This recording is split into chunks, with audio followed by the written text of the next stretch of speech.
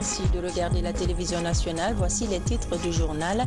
Le sommet du D8 s'ouvre demain à Istanbul. Le président Alpha Condé est déjà arrivé sur les lieux. Le chef de l'État a échangé avec des hommes d'affaires turcs afin d'investir dans notre pays. Et c'est parti pour des journées de sensibilisation à Swapiti. Le message va à l'endroit des autorités de la zone pour la mise en œuvre de plans de gestion environnementale et sociale. Et ce soir, nous irons à la rencontre d'une joueuse de Korea Kaloum. Elle prédit l'avenir à travers des coquillages. Certains Ikoua et d'autres non. Nous serons avec Mabinti Laïsou. Voilà pour le sommaire. Bonsoir à tous. Merci d'être avec nous sur les antennes de la télévision nationale. Tout d'abord, en bref et en images, l'arrivée du président de la République ce matin en Turquie. Le professeur Alpha Condé est invité par son frère et ami Recep Tayyip Erdogan pour prendre part au sommet du D8 qui s'ouvre demain. L'objectif de cette rencontre est de faire en sorte que les pays membres se donnent davantage les moyens pour répondre aux nombreuses attentes de leur peuple.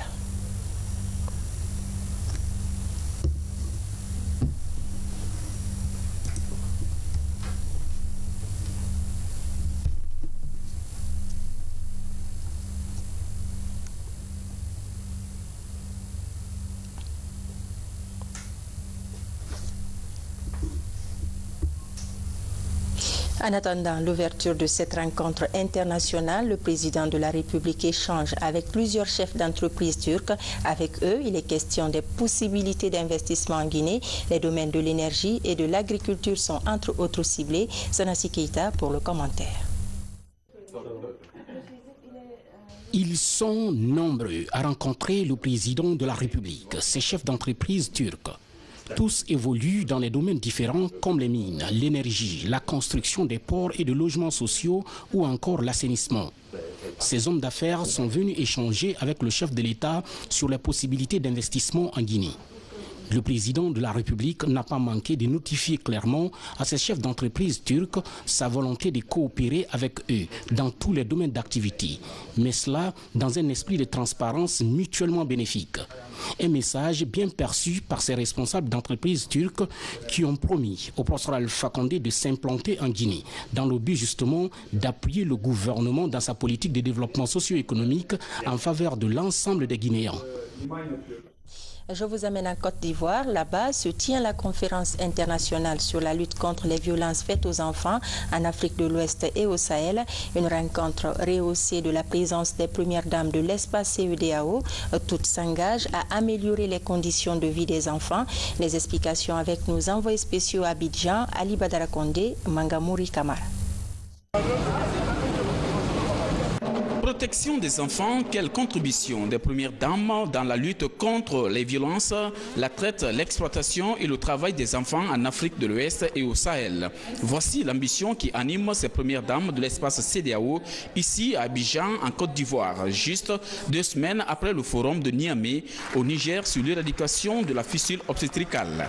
D'après les experts en charge des questions de l'enfance, l'implication des familles, des collectivités et les décideurs dans la lutte contre les maux dont souffrent les enfants s'avère primordial pour bâtir une relève saine et vigoureuse au bénéfice des populations. La première dame, Dominique Ouattara, que je félicite pour cette initiative. On se retrouve, après avoir parlé de la jeune fille et de l'enfant, qu'on parle de l'enfant tout court. L'enfant à travers la violence faite contre les enfants, à travers l'exploitation des enfants, à travers la traite et le travail des enfants. Les premières dames vont essayer de procéder à la signature d'une déclaration commune.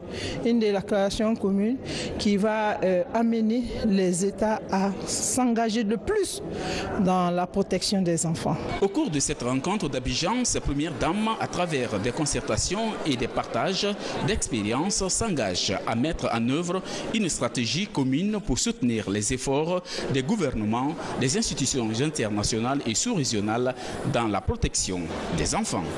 En Guinée, nous ne pouvons pas réellement déterminer des cas précis d'enfants subissant des travaux forcés ou de traite, mais il est remarquable que des enfants sont soumis à des travaux forcés dans les carrières de mines sous forme volontaire ou involontaire. La plupart de ces enfants abandonnent l'école et l'apprentissage des métiers au profit des intérêts qu'ils pourraient probablement trouver dans les carrières de mines sur toute l'étendue du territoire national. Dans notre pays, Nous relevons qu'en dépit des efforts louables déployés par le gouvernement et ses partenaires au développement en matière de lutte contre les violences faites aux enfants et le travail forcé, les défis restent de taille. Mes chères sœurs, si j'ai tenu à faire cette conférence sur la lutte contre le travail des enfants avec mes consoeurs, les premières dames, qui font tant pour la protection de nos enfants, c'est parce que je souhaite l'implication de toutes les premières dames sur ce sujet qui me tient particulièrement à cœur. Car lorsqu'une première dame d'un pays choisit de défendre une cause au niveau national, toutes ses sœurs lui emboîtent le pas et ce sujet fait alors des progrès remarquables puisque, comme dit l'adage, ce que femme veut, Dieu le veut. Au terme de la conférence, ces premières dames de l'espace CEDEAO et du Sahel expriment leur volonté à soutenir les efforts déployés par les gouvernements des différents pays pour éliminer la traite, l'exploitation, le travail des enfants dans les États. Le monde célèbre la Journée internationale de la vue et en Guinée, c'est l'occasion pour le gouvernement d'offrir des soins gratuits aux populations. À Conakry, comme dans les villes du pays, les consultations sont offertes dans les centres ophtalmologiques pour permettre aux plus défavorisés de se soigner gracieusement. Le point avec Mohamed Mpati Kamara et Souri Dekira. Habituellement, 80 patients sont reçus chaque jour dans ce centre ophtalmologique de la capitale. En ce jour de la célébration de la Journée mondiale de la vue, c'est une mobilisation record. Tous comptent bénéficier de la gratuité des soins et conseils pratiques des spécialistes. L'appel que je lance aux patients, c'est une journée spéciale, c'est de venir nombreux pour profiter donc de l'expertise médicale que nous avons du point de vue ophtalmologique et également faire de cette journée celle dont les patients pour lesquels ils n'ont pas, la poche ne leur permet pas de faire payer une consultation, de profiter de cette journée pour être consultés. Ce programme de gratuité répond à un besoin crucial, celui de faire bénéficier les couches défavorisées des soins oculaires de qualité. Et le thème, c'est faire reculer la cécité. Ce thème nous interpelle tous. Ce thème nous pousse à tout mettre en œuvre pour pouvoir apporter les soins aux plus démunis. C'est dans ce cadre que nous sommes en train d'organiser ce jour des consultations gratuites dans toutes les structures publiques et privées du pays. Je suis consulté pour une cataracte. Oh oui, ça a été diagnostiqué depuis longtemps. Mais on avait fait une prescription. Moi, j'ai perdu les ordonnances, ça fait longtemps. Aujourd'hui, quand j'ai appris qu'il y a la consultation gratuite, j'ai vite profité pour avoir encore une autre ordonnance pour contenir les traitements. Pendant cette journée, les médecins spécialistes en ophtalmologie s'attellent à diagnostiquer toutes les causes de cécité. Dans toutes les structures ophtalmologiques, la cataracte est de loin la principale affection diagnostiquée. En dépit des succès enregistrés dans sa prise en charge, quelques défis restent encore à relever. Flamboyant était reconnu comme étant un centre ophtalmologique. Mais là, nous sommes confrontés à de sérieux problèmes d'équipement. Donc, en tout cas, j'en appelle vraiment à toutes les bonnes volontés au ministère de la Santé pour qu'il nous aide à équiper notre unité ophtalmologique pour que nous puissions vraiment servir cette population guinéenne. Avec l'appui des partenaires techniques et financiers, le clou des activités de la Journée mondiale de la vue sera marqué par une campagne de chirurgie de la cataracte dans le district sanitaire de Farana. 300 patients seront gratuitement opérés du 26 octobre au 2 novembre prochain.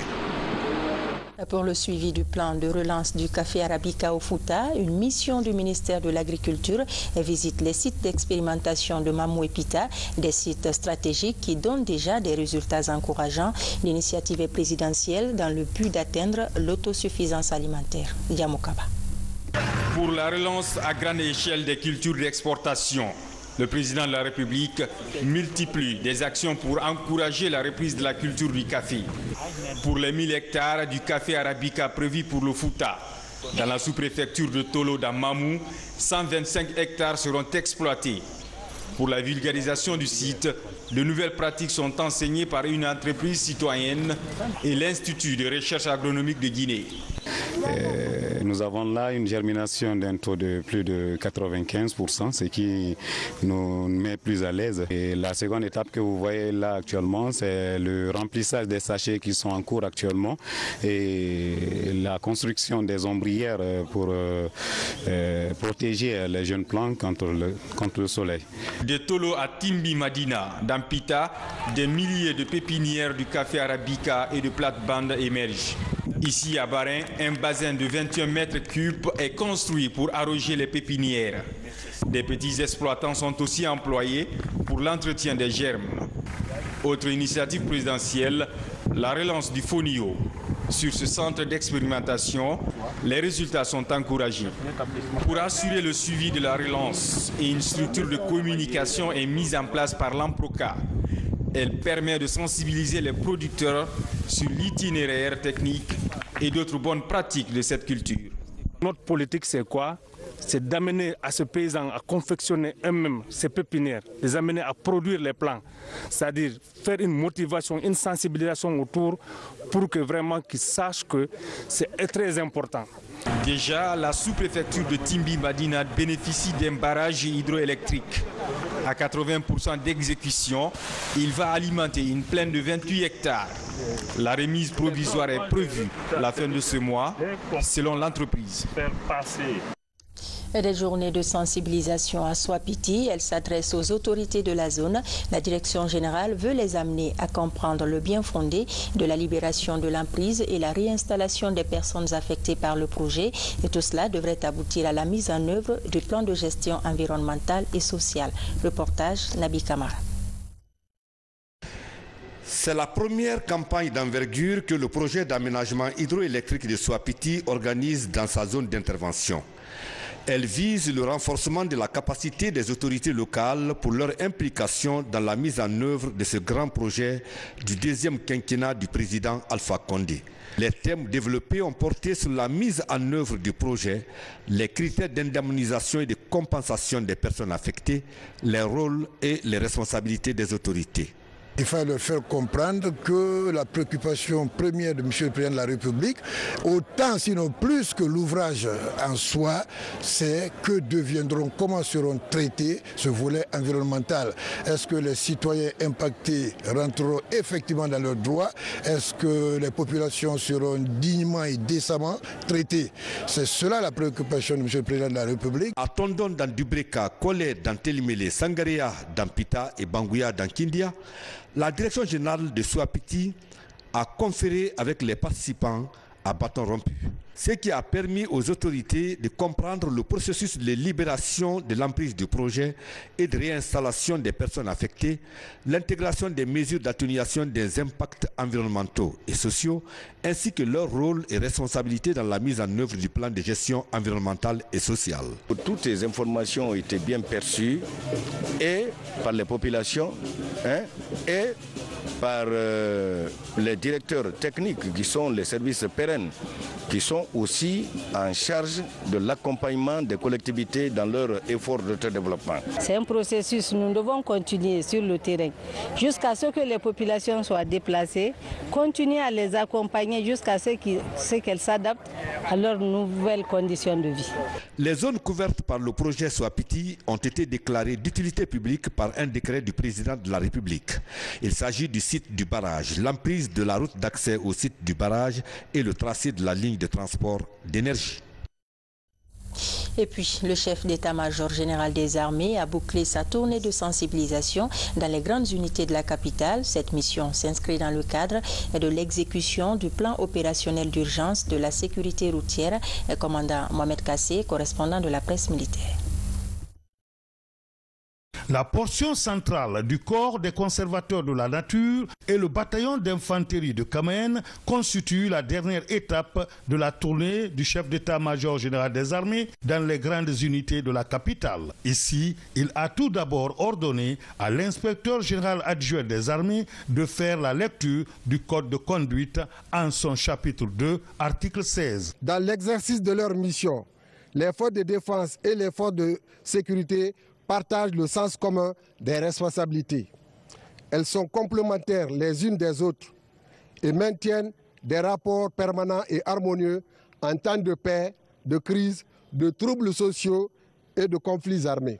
De son côté, Madame le ministre de l'Environnement a apprécié cette tournée de sensibilisation du chef d'état-major général des armées qui traduit le rapport de complémentarité entre les corps militaires et paramilitaires. Je vous invite au respect scrupuleux de la hiérarchie et à l'esprit du corps. Chaque service, dans un esprit de complémentarité, doit savoir le début et les limites de ses actions. Le moment est opportun pour remercier le commandant du bataillon de Kankamen pour toutes les dispositions prises dans le cadre de la bonne cohabitation entre les militaires et l'hôpital d'Onka. Les relations civilo-militaires constituent une des priorités de l'état-major général des armées. C'est la raison pour laquelle cette cohabitation se passe dans les bonnes conditions à la satisfaction de la direction de l'hôpital. Partout, le chef d'état-major général des armées a demandé aux forces de défense et de sécurité leur soutien et l'adhésion pour l'exécution du plan d'urgence de la sécurité routière.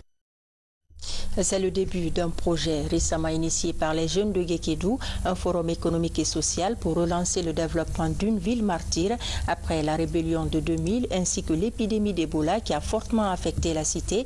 Comment relancer l'économie de Guékédou, autrefois deuxième ville commerciale du pays dans les années 80? Le sujet est en débat au sein de l'association pour le développement intégré de la préfecture. Ses responsables étaient ce jeudi devant la presse pour expliquer aux journalistes les enjeux de ce forum. Compte rendu Bernard Tonguino, Younousa Tawel Kamara. Ils annoncent les couleurs du prochain forum économique et social de leur préfecture. Devant la presse, les membres du cadre de concertation des jeunes de Guékédou déballent l'agenda et le motif de l'organisation de cet événement préfectoral. Une rencontre des fils et ressortissants axée sur la paix et le développement. Nous voulons attirer l'attention des uns et des autres, de l'État, des partenaires au développement sur le cas particulier de Guékédou, qui a vraiment traversé des étapes très difficiles, à commencer par la guerre de 2000 à 2001, en aboutissant à Ebola, à l'épidémie Ebola, qui a vraiment sévi dans cette préfecture de 2014 à 2015. Et nous voulons diagnostiquer tous ces aspects-là, tout ce qui est économique, tout ce qui est social, pour non seulement installer la paix, mais aussi pour booster le développement de la préfecture de Guékédou. À travers l'organisation du prochain forum économique et social, les jeunes cadres de Guékédou veulent fédérer toutes les forces afin de participer activement au progrès de leur localité. La rencontre du 17 au 19 novembre devrait permettre de mieux identifier les besoins socio-économiques afin de planifier les projets de développement. Même en étant organisateur de ce forum, le cadre ne va pas seul à ce forum. Et Adipreg est la structure fêtière de toutes les associations sous-préfectorales de Guékédou. Donc quand Adipreg est avec nous et que les autres fils individuellement pris soient avec nous, là on pense que nous sommes avec tout le monde et que tout ce qu'on sortira de ce forum tiendra compte des préoccupations des uns et des autres pour le développement de Guékédou. Nous allons aussi travailler avec les autorités en place, par exemple le préfet dans les communes rurales, les maires et les secrétaires généraux, pour qu'ils se joignent à nous pour qu'on travaille ensemble le jour de ce forum. Parce que au sortir de ce forum, il faut que les préoccupations des différentes communes rurales de Guékédou aussi soient prises en compte dans le document qui va être élaboré. Le forum économique et social de Guékédou se tiendra sous la tutelle des autorités administratives.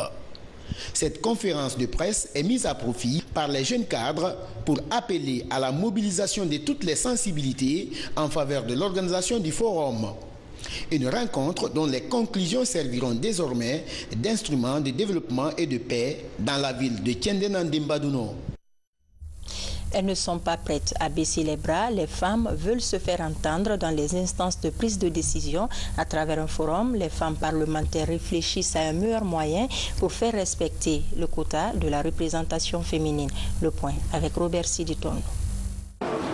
Comment harmoniser les stratégies d'action pour une plus grande représentation des femmes aux prochaines consultations électorales? C'est autour de cette question que les représentantes membres du réseau des femmes parlementaires, représentantes d'ONG et partenaires au développement se sont retrouvées à Conakry pour échanger. Objectif, aboutir à un meilleur score des femmes dans les instances de décision. C'est bien entendu de promouvoir les droits des femmes. La constitution guinéenne affirme en son article 8 les hommes et les femmes ont les mêmes droits et les mêmes obligations. Et donc, il faudrait arriver à concrétiser pour que les instances électives, les instances de prise de décision de l'État de façon générale, qu'il y ait une forte représentativité des femmes pour que leurs droits, que leurs aspirations, que leurs besoins soient pris en compte dans les décisions de la Guinée. Dans les approches, il est projeté des séances d'information et de sensibilisation à Conakry et à l'intérieur du pays de la gente féminine sur le droit et le devoir de la femme dans le processus électoral. Une manière d'interpeller les partis politiques à accorder plus de chances à la candidature féminine. On va continuer pour que la femme guinéenne, comme elle était connue d'antan, les femmes qui sont là aujourd'hui peuvent jouer le même rôle. Pour aboutir, il faut la solidarité féminine. Nous saluons donc cette initiative, nous l'accompagnons et la synergie qui est mise en place, je suis sûre, va avoir des résultats.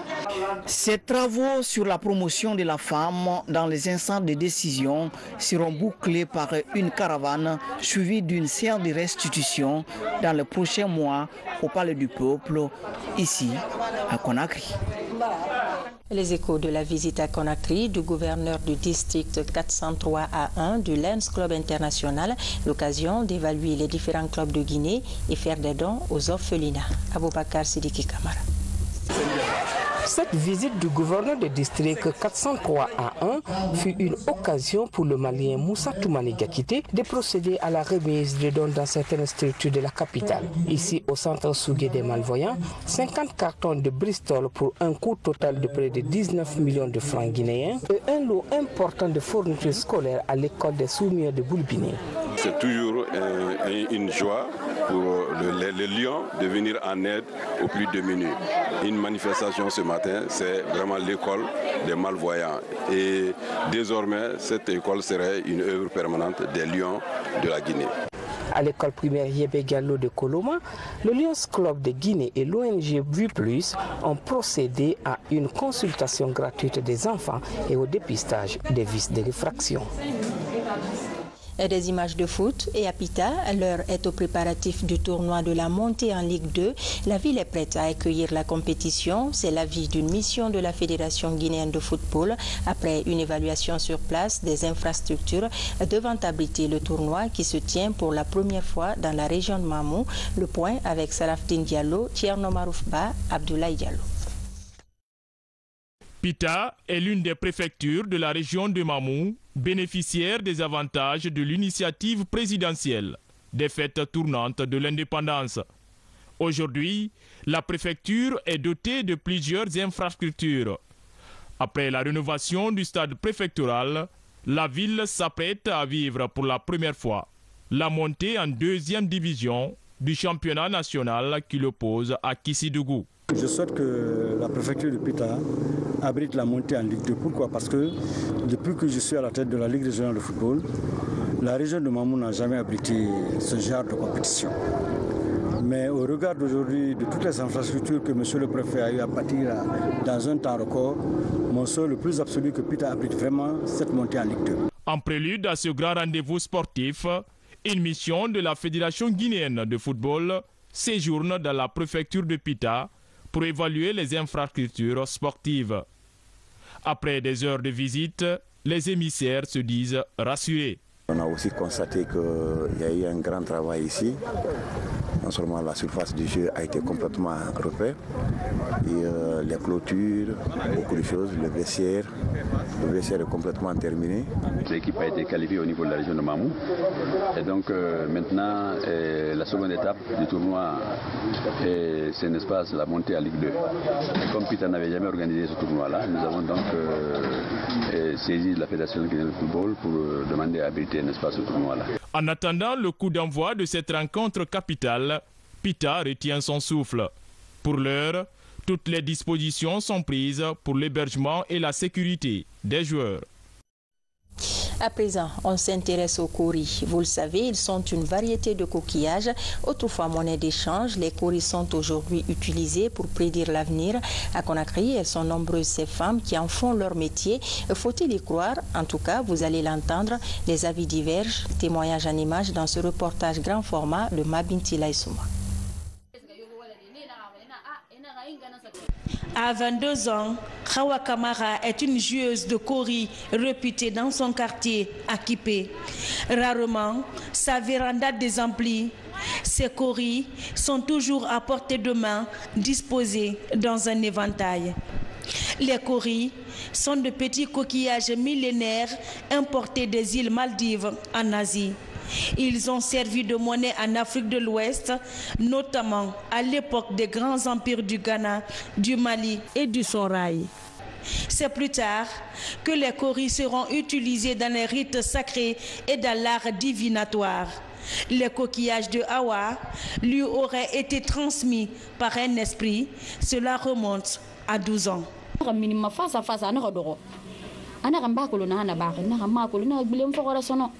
Un jour, un génie s'est montré à moi.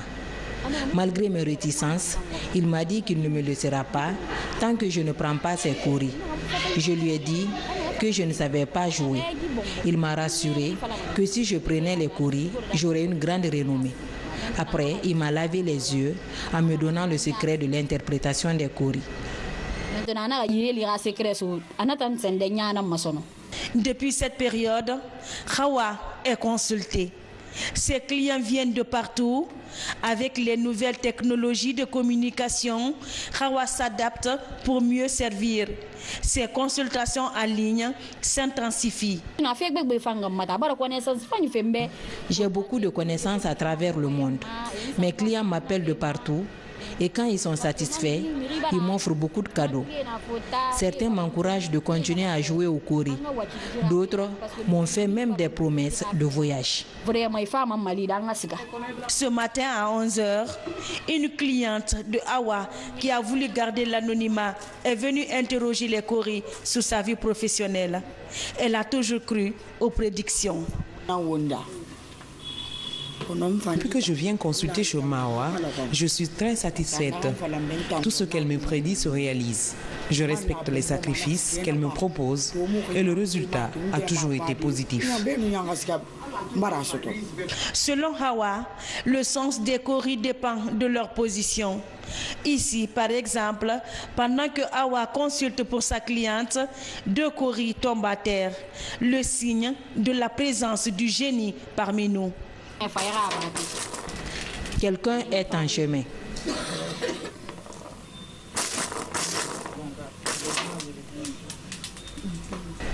Mon mari est là.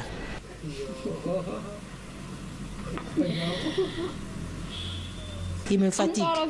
Aujourd'hui, c'est jeudi. Je ne consulte pas à cette heure.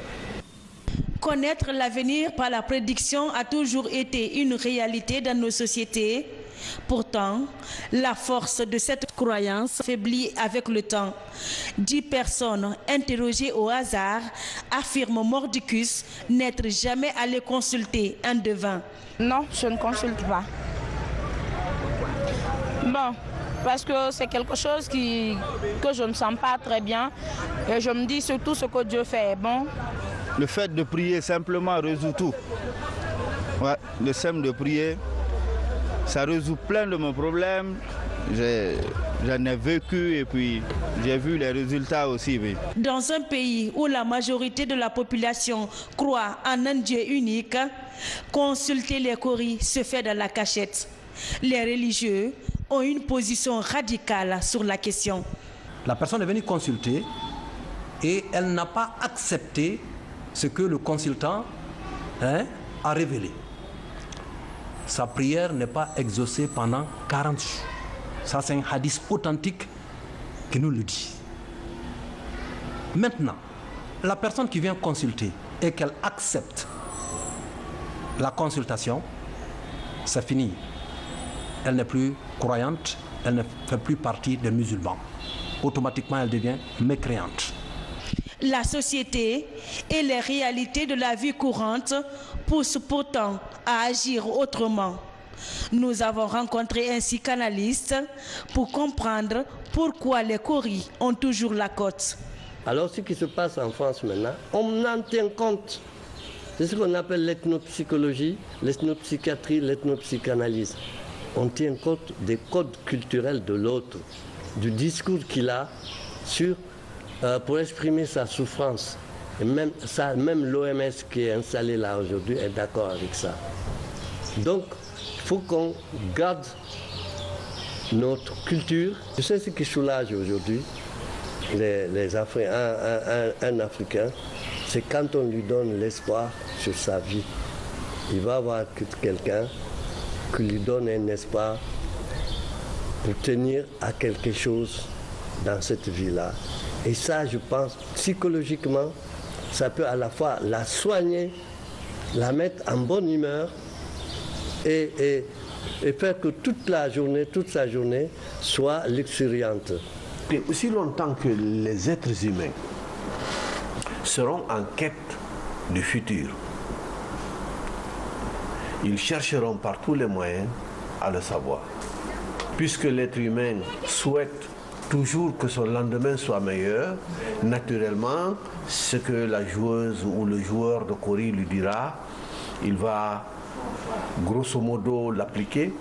Interroger les Koris est devenu dans les villes une activité surtout lucrative. Les joueurs se rencontrent dans presque tous les quartiers et certains coins de rue. Le mythe qui entoure le petit coquillage disparaît et le métier tombe progressivement dans le domaine public. Même ceux qui savent maintenant, ceux qui sont doués dans ça, ils n'ont plus accès. Pourquoi? Parce que les escrocs sont devenus nombreux. Donc on ne peut plus retrouver ceux qui sont compétents là-dedans. Il y a une analyse qui se fait. Je ne pense pas simplement que le diable vienne rentrer dans son oreille pour lui dire voilà ceci et cela. Mais encore une fois de plus, il est possible que certains parmi eux travaillent avec ce que nous ne voyons pas. Mais je suis convaincu d'une chose, c'est qu'il y a un apprentissage, il y a des règles et il y a parmi eux des gens qui sont extrêmement performants et probablement des gens qui sont des simples petits calabantés urbains qui cherchent de la dépense mensuelle. Comme les astres en Europe, les Koris sont en Afrique de l'Ouest consultés pour tout type de sujets de société, de l'amour au travail, en passant par la santé ou l'accès au pouvoir. Tous les moyens sont bons pour connaître l'avenir avec confiance ou méfiance. Dans l'un ou l'autre cas, l'état psychologique reste la cible finale des consultations. Et voilà, c'est la fin de ce journal réalisé par Abraham Christophe Conté. Et merci de nous avoir reçus chez vous. Demain, les infos, c'est avec Alia Camara. À très bientôt sur les antennes de la télévision guinéenne. Bonsoir.